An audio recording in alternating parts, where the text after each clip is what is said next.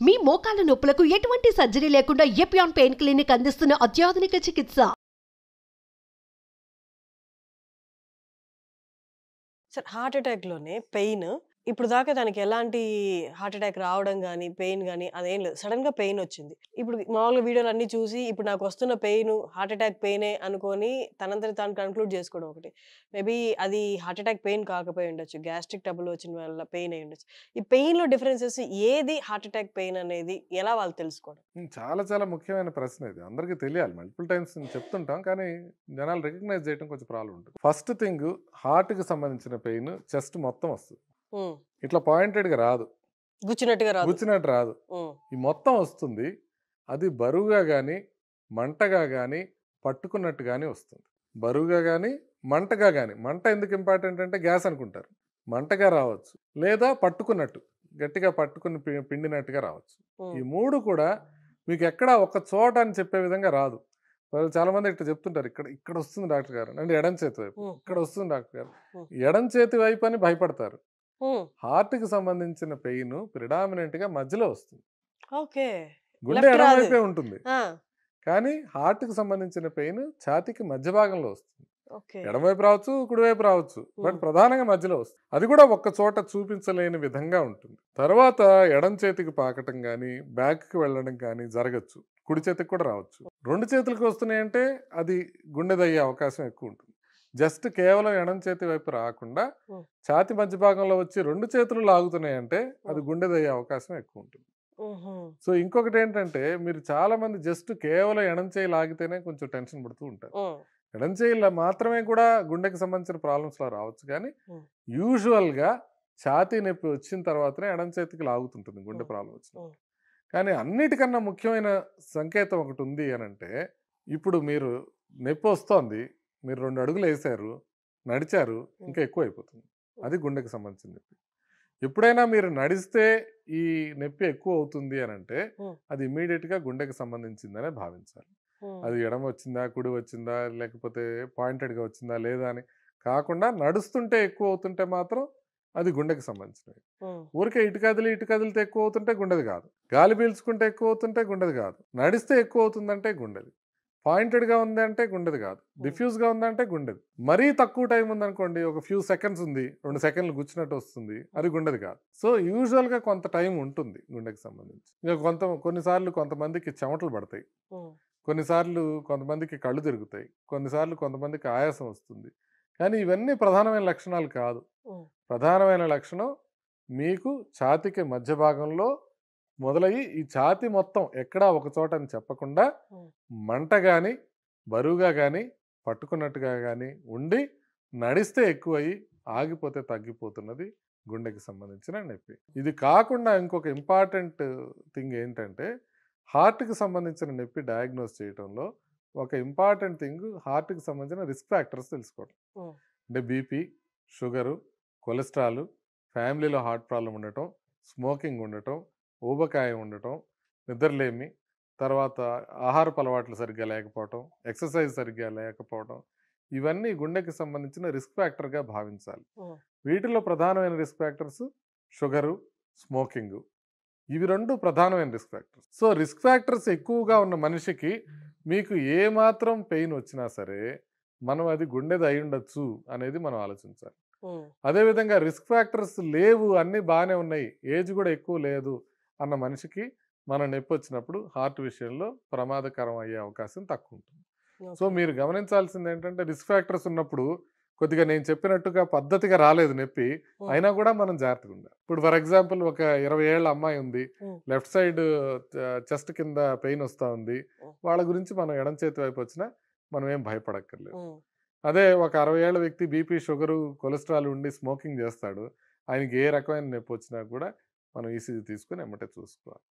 So risk factors బట్టి కూడా మారుతుంది. సో ఇప్పుడు మనం నొప్పి గురించి చెప్పేటప్పుడు మీకు రిస్క్ ఫ్యాక్టర్స్ ఉన్నాయా లేదా ఇంపార్టెంట్. ఎక్కడ వచ్చింది, మధ్యలో వచ్చిందా, లెఫ్ట్ సైడ్ వచ్చిందా, రైట్ సైడ్ వచ్చిందా, బరువుగా ఉందా, మంటగా ఉందా, లేకపోతే గుచ్చినట్టుగా ఉందా, శ్వాస తీసుకుంటున్నప్పుడు పెరుగుతుందా తగ్గుతుందా, నడిస్తే పెరుగుతుందా తగ్గుతుందా, ఎడం చేతికి కానీ వెనక్కి కానీ వస్తుందా లేదా, స్వెటింగ్ కానీ ఇట్లాంటివి ఏమైనా వస్తున్నాయా లేదా, ఇవన్నీ చూసుకొని దాన్ని బట్టి చెప్పాల్సిన అవసరం. సో అందుకని మీరు యాజ్ ఒక లే పర్సన్ ఇవన్నీ మీరు క్రోడీకరించుకోవడం కష్టం కాబట్టి సింపుల్గా ఒకటే, మొత్తం ఛాతి మొత్తం బరువుగా కానీ నొప్పిగా కానీ పట్టుకున్నట్టుగా కానీ ఉండి నడిస్తే ఎక్కువ అవుతుంటే మాత్రం అది ఇమీడియట్గా మనం హార్ట్దని భావించాలి.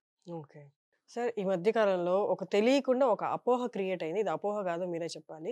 డైట్ అంతా బాగానే ఉంది, రెగ్యులర్గా డైట్ తీసుకుంటున్నాను, మంచి డైట్ తీసుకుంటున్నాను, ఫిట్గా ఉన్నాను.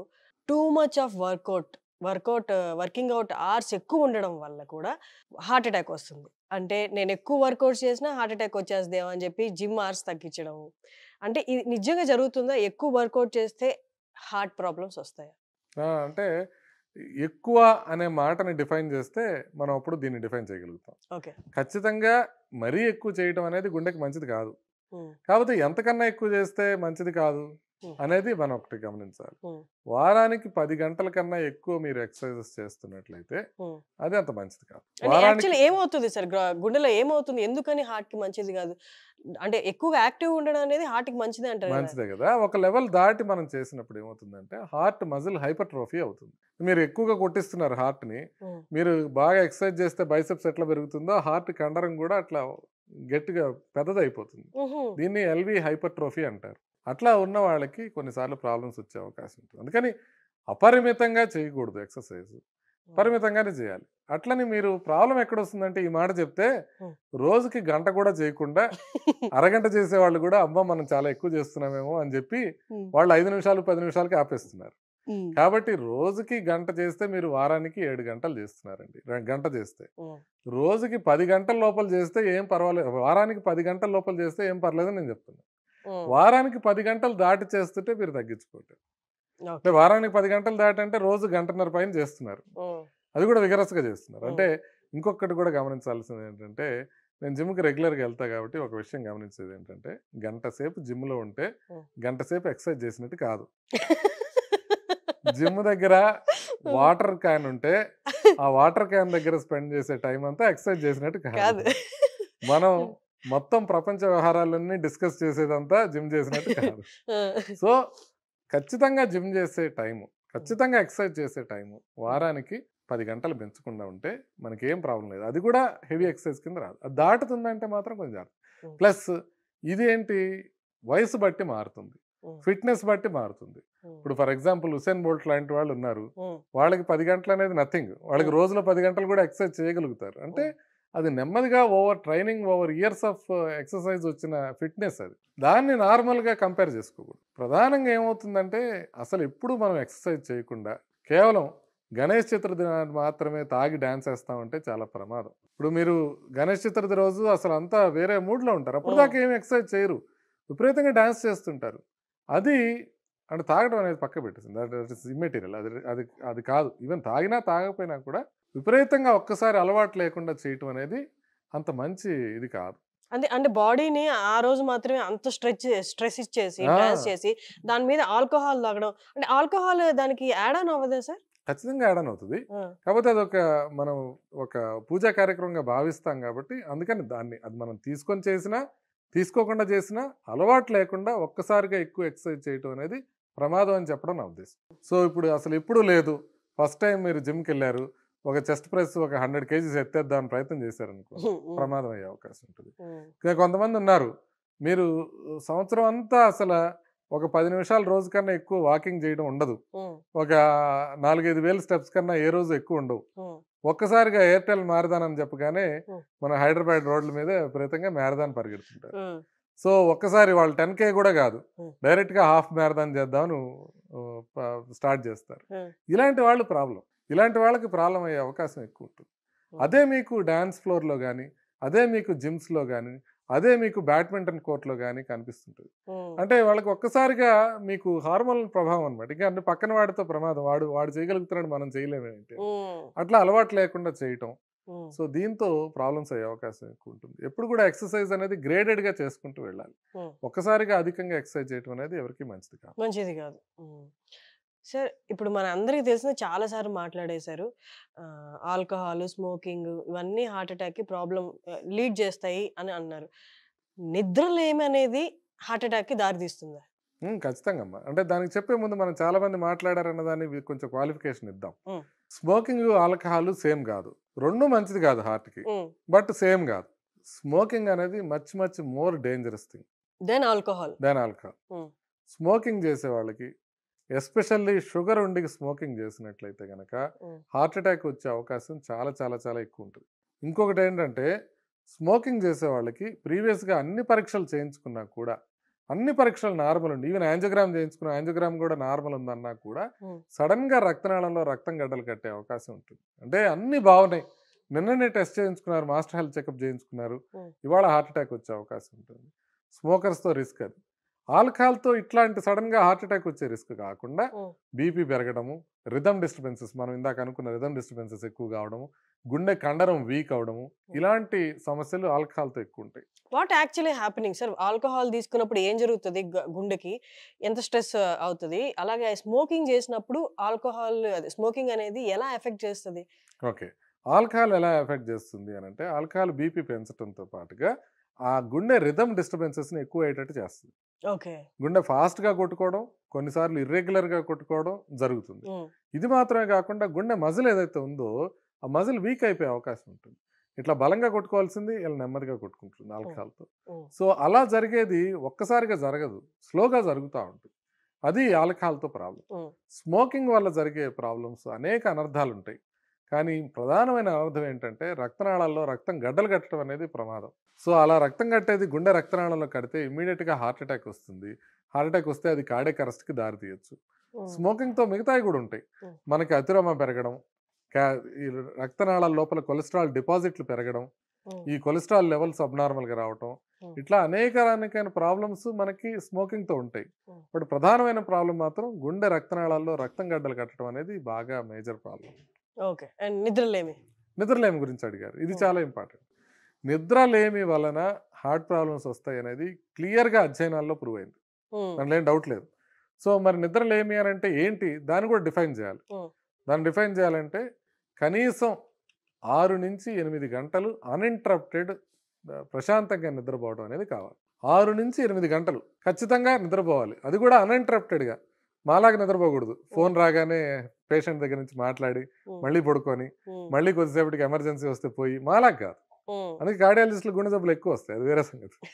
నిద్ర అనేది పర్ఫెక్ట్గా పోవాలి. ఒక 6 నుంచి 8 గంటల పాటు డిస్టర్బెన్స్ లేకుండా నిద్రపోవాలి. కంటిన్యూస్గా నిద్రపోతే హార్ట్ అటాక్లు వచ్చే అవకాశం తక్కువ ఉంటుంది. నిద్రపోలేకపోతే హార్ట్ అటాక్లు వచ్చే అవకాశం ఎక్కువగా ఉంటుంది. ఎందుకనంటే బాడీలో మనం మెలకు ఉన్నప్పుడు కార్టిసాల్ లెవెల్స్ అని ఎక్కువ ఉంటాయి, హార్మోనల్ లెవెల్స్ కొన్ని ఎక్కువ ఉంటాయి. ఆ హార్మోనల్ లెవెల్స్ నార్మల్గా రావడానికి నిద్రపోవడం అవసరం. దాంతోపాటుగా మనం మెలుకున్నప్పుడు సింపథెటిక్ నర్వస్ సిస్టమ్ అనేది ఎక్కువ యాక్టివ్గా ఉంటుంది. నిద్రపోయినప్పుడు ఆ నర్వస్ సిస్టమ్ యాక్టివిటీ తగ్గుతుంది. సింపథెటిక్ నర్వస్ సిస్టమ్ యాక్టివ్గా ఉంటే బీపీ ఎక్కువ ఉండటం, హార్ట్ రేట్ ఎక్కువ ఉండటం, ఇవన్నీ జరుగుతాయి. అందుకే మీరు నిద్రపోయినప్పుడు బీపీ లెవెల్స్ తక్కువ ఉంటాయి. మీరు అంబులేటరీ బీపీ మానిటరింగ్ అని 24 గంటలు బీపీ మానిటర్ చేస్తాం. బీపీ మానిటర్ చేస్తే నిద్ర మెలకు ఉన్నప్పుడు నార్మల్ వాల్యూస్ 135/85 కన్నా తక్కువ ఉండాలి, నిద్రపోతున్నప్పుడు 120/70 కన్నా తక్కువ ఉండాలి బీపీ, అవి నార్మల్ వాల్యూస్. సో అట్లాగే హార్ట్ రేట్ కూడా మీకు చివరికి 50 కన్నా తగ్గిపోయినా కూడా హార్ట్ రేట్ నిద్రపోతున్నప్పుడు ఏం ప్రాబ్లం ఉండదు. సో అందుకని బాడీ ఒక పూర్తిగా రిలాక్స్డ్ స్టేట్లోకి వెళుతుంది. అలా ప్రతిరోజు రిలాక్స్డ్ స్టేట్లోకి వెళ్ళటం అన్ని ఆర్గన్స్తో పాటు హార్ట్కి కూడా అవసరం. సో అందువలన ఇది థియరీ అనుకోండి, నిజంగా కూడా స్టడీస్లో ప్రూవ్ అయింది. నిద్ర తక్కువ పోతున్నారు, 6 గంటల కన్నా తక్కువ పోతున్న వాళ్ళకి హార్ట్ అటాక్లు ఎక్కువ వస్తున్నాయి. ఇక్కడ ఇంకొకటి కూడా ఉంది, మళ్ళీ 9 గంటల కన్నా ఎక్కువ నిద్రపోయే వాళ్ళకి హార్ట్ అటాక్లు పెరుగుతాయి. ఇప్పుడు 6 గంటల కన్నా తక్కువ ఉన్న వాళ్ళకి హార్ట్ అటాక్లు పెరిగినట్టే 9 గంటల కన్నా ఎక్కువ నిద్రపోయే వాళ్ళకి హార్ట్ అటాక్లు మళ్ళీ ఎక్కువ వస్తాయి. రీజన్ ఏంటంటే ఇక లేజీ అయిపోయారు, వీళ్ళకి ఎక్సర్సైజ్ ఉండదు, వీళ్ళు ఆహారం అధికంగా తింటారు, నిద్రపోయే వాళ్ళకి స్లీప్ యాప్నియా అలాంటి సమస్యలు వస్తాయి. సో అందువల్ల ఎక్కువగా నిద్రపోయినా ప్రాబ్లమే, తక్కువగా నిద్రపోయినా ప్రాబ్లమే. ఐడియల్ థింగ్ 6 నుంచి 8 అవర్స్ నిద్రపోవటం. అది కూడా తక్కువ ఏజ్లో ఉండేవాళ్ళు కొంచెం ఎక్కువ నిద్రపోతారు. పిల్లలు ఉన్నారనుకోండి ఆల్మోస్ట్ 10 గంటల దాకా నిద్రపోవచ్చు. ఒకవేళ యుక్త వయసు దాటిన తర్వాత మనం ఇలా తీసుకోవాల్సి ఉంటుంది నిద్ర సంగతి. ఫుడ్ తర్వాత మధ్యాహ్నం లంచ్ తర్వాత నాప్ అనేది కంపల్సరీయా సార్? అది హార్ట్ అటాక్ తగ్గిస్తుందా పెంచుతుందా? ఇది సీస్టా అంటారు అనమాట, అంటే తినేసి ఒక కొద్దిసేపు నిద్రపోవడం, పవర్ న్యాప్ అంటారు. పవర్ న్యాప్ వల్ల యాక్చువల్లీ కొన్ని బెనిఫిట్స్ ఉంటాయి, ఈవెన్ హార్ట్కి కూడా బెనిఫిట్స్ ఉంటాయి. కాకపోతే ఆ పవర్ న్యాప్ అనేది ఒక 1/2 అవర్ ఇట్లా ఉండాలి. అన్నం బరీగా తినేసి 2-3 గంటలు నిద్రపోతే మాత్రం ప్రమాదం మళ్ళీ ఎక్కువయ్యే అవకాశం ఉంటుంది. అవును. మధ్యాహ్నం లంచ్ చేసి ఒక 2-3 గంటలు నిద్రపోయారు చూసారా, ఆ, వాళ్ళతో ప్రాబ్లం ఎక్కువ ఉంటుంది, heart attack. వాళ్ళకి హార్ట్ అటాక్స్ పెరిగే అవకాశం ఉంటుంది. ఉమ్, బట్ సీస్టా ఇప్పుడు మీరు బాగా వర్కింగ్ ఉమెన్, మీరు బాగా పని చేస్తున్నారు, మధ్యలో బాగా టైర్ అయిపోయి ఒక అరగంట నిద్రపోయి మళ్ళీ లేచి మీ పని మీరు చేసుకుంటున్నారు, ఉమ్, అప్పుడు మొత్తం మైండ్ ఫ్రెష్గా ఉండటం, బాడీ ఫ్రెష్గానే ఉండటం కాకుండా ఉమ్. హార్ట్ అటాక్ వచ్చే అవకాశం కూడా తగ్గుతుంది. ఓకే. సో Maybe అందుకని అందుకే అట్లా అందరికీ చేయడానికి కుదరదు. మధ్యాహ్నం yeah. నిద్రపోవడానికి నాకు ఎట్లా కుదురుతుంది, కుదరదు. అన్నం తినడానికి కష్టం మీద టైం దొరుకుతుంది. సో అందుకని మధ్యాహ్నం నిద్రపోయగలిగితే ఉమ్, మీకు మీ ప్రొఫెషన్లో అది పాసిబుల్ అయితే ఒక అరగంట మీరు నిద్రపోగలిగితే అది మంచిదే. కాకపోతే మరీ ఎక్కువ నిద్రపోయి చాలామంది కొంచెం వింతగా కంప్లైంట్ చేస్తుంటారు, ఉమ్. అస్సలు నిద్ర పట్టట్లేదు డాక్టర్ గారు అంటారు. మధ్యాహ్నం 3 గంటలు నిద్రపోయి మధ్యాహ్నం 3 గంటలు నిద్ర, రాత్రి నిద్ర పట్టదు కదా, దానికోసం మళ్ళీ టాబ్లెట్ వేసుకోవడం అమ్మో. అది అవసరం. మధ్యాహ్నం నిద్రపోకపోతే అది రాత్రి నిద్ర పట్టదనే విషయం గమనించాలి. అందుకని రాత్రి క్లియర్గా నిద్రపోగలిగాం. ఉమ్, ఇంకొక నిద్ర విషయానికి వచ్చినప్పుడు ఇంకొక ఇది కూడా ఉంది, సరే.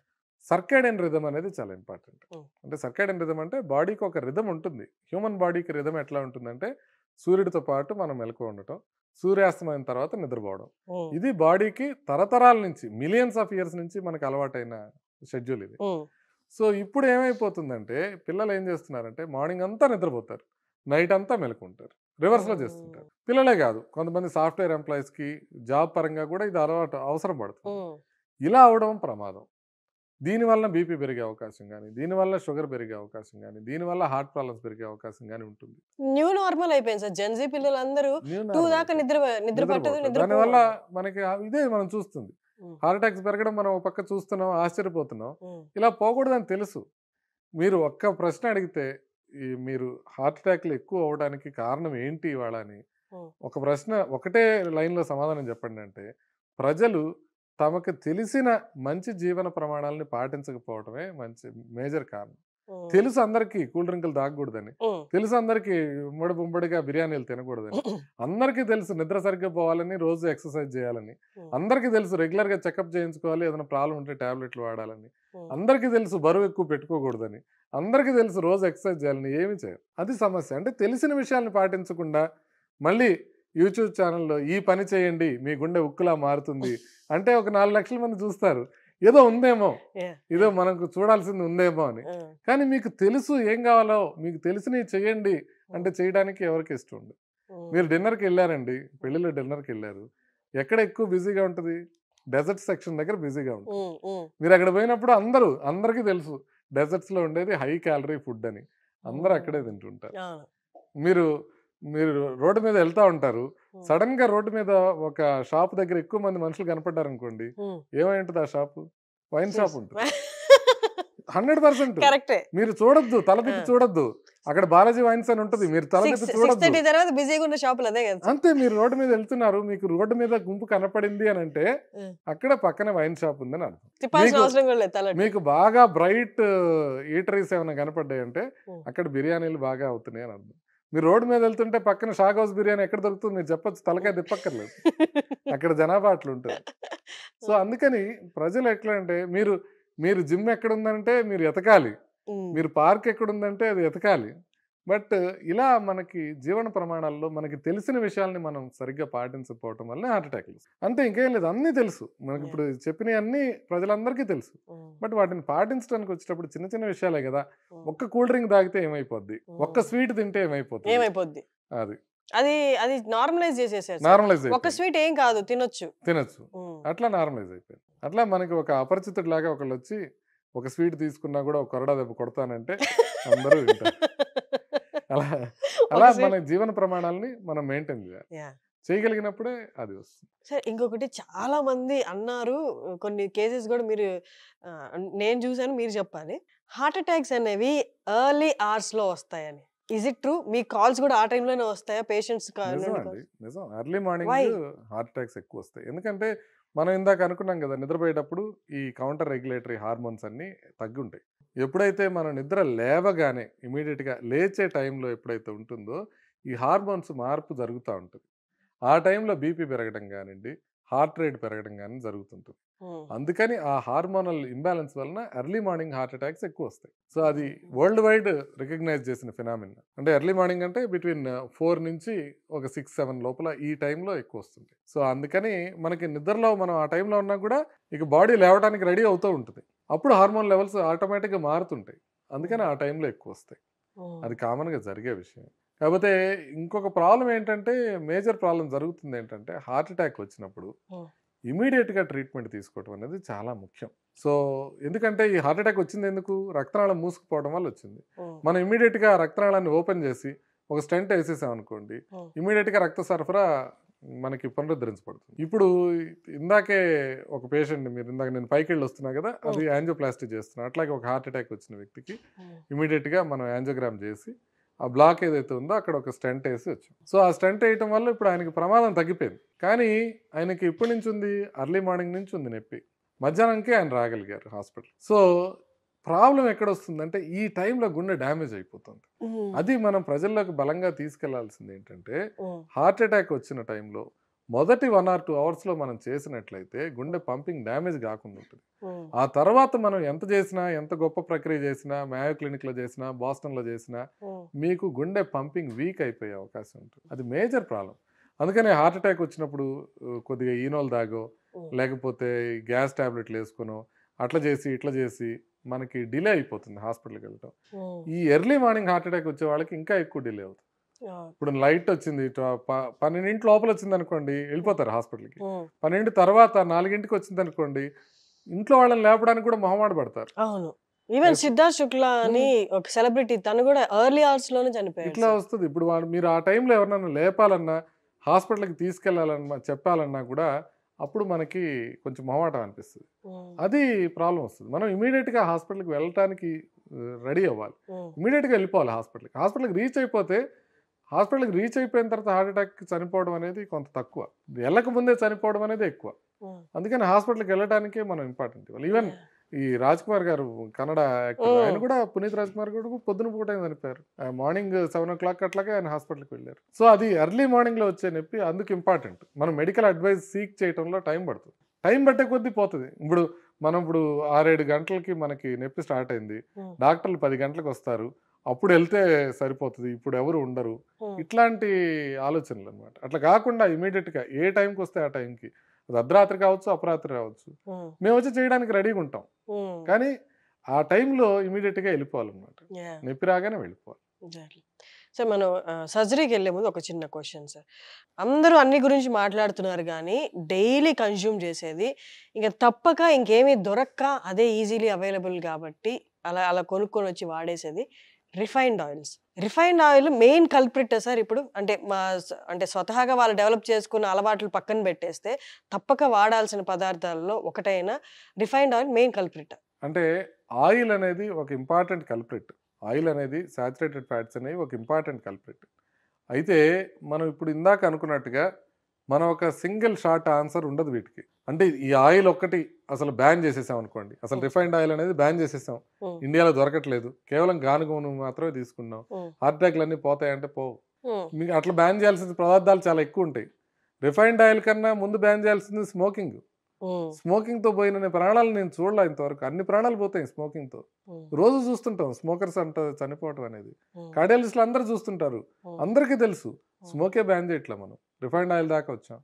ఇక ఆయిల్ విషయానికి వస్తే, ఆయిల్ విషయం ఏంటంటే, ఆలివ్ ఆయిల్ అనేది మెడిటరేనియన్ డైట్ లో తీసుకుంటారు.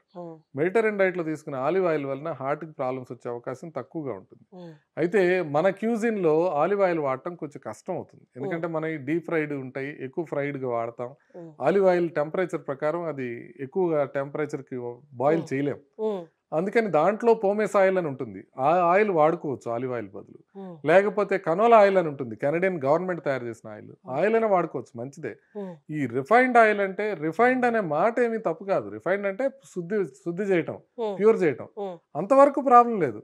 కానీ ఆయిల్ లోపల ఏం అడిటివ్స్ చేస్తున్నారు, అడిషన్స్ ఏం చేస్తున్నారు, దాంట్ లోపల సాచురేటెడ్ కార్బోహైడ్రేట్ ఫ్యాట్స్ ఎంత ఉన్నాయి, మోనో అన్సాచురేటెడ్ ఫ్యాట్స్ ఎంత ఉన్నాయి, పాలీ అన్సాచురేటెడ్ ఫ్యాట్స్ ఎంత ఉన్నాయి, ట్రాన్స్ ఫ్యాటీ యాసిడ్స్ ఎంత ఉన్నాయి, ఇవన్నీ తెలుసుకోవడం అవసరం.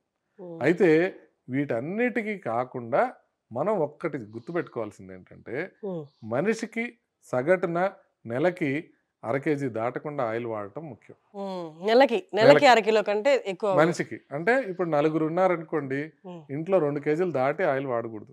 12 kgలు వాడుతున్నారనుకోండి, ఉమ్, ప్రాబ్లం అయ్యే అవకాశం ఎక్కువ ఉంటుంది. ఉమ్, అంటే దీనికన్నా మనం ఇంకా ఇంపార్టెంట్ ఇంకొక పదార్థం ఉంది.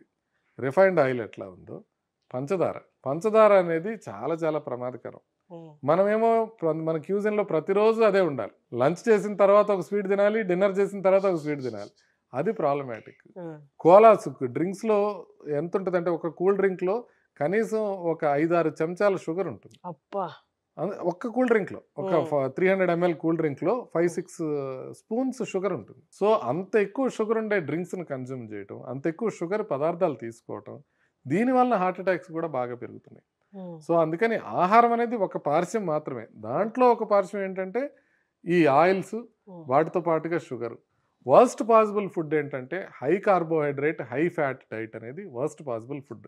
ఉమ్, అంటే మీరు నూనెలు ఎక్కువ తింటున్నారు, దాంతోపాటుగా కార్బోహైడ్రేట్ ఎక్కువ తింటున్నారు. ఉమ్, కార్బోహైడ్రేట్ తగ్గించుకొని అట్లాగే ఆయిల్స్ తగ్గించుకొని కొంత ప్రోటీన్ ఎక్కువ తీసుకుంటే మనకి సమతుల్య ఆహారం కింద రెడీ అయ్యే అవకాశం ఉంటుంది. ఉమ్, ఇప్పుడు ఫుడ్ అవైలబిలిటీ విపరీతంగా అయిపోయింది. ఉమ్, ఎస్పెషల్లీ ఫుడ్ డెలివరీ యాప్స్ అయితే ఎప్పుడైతే వచ్చినాయో ఉమ్, విపరీతంగా అవైలబుల్.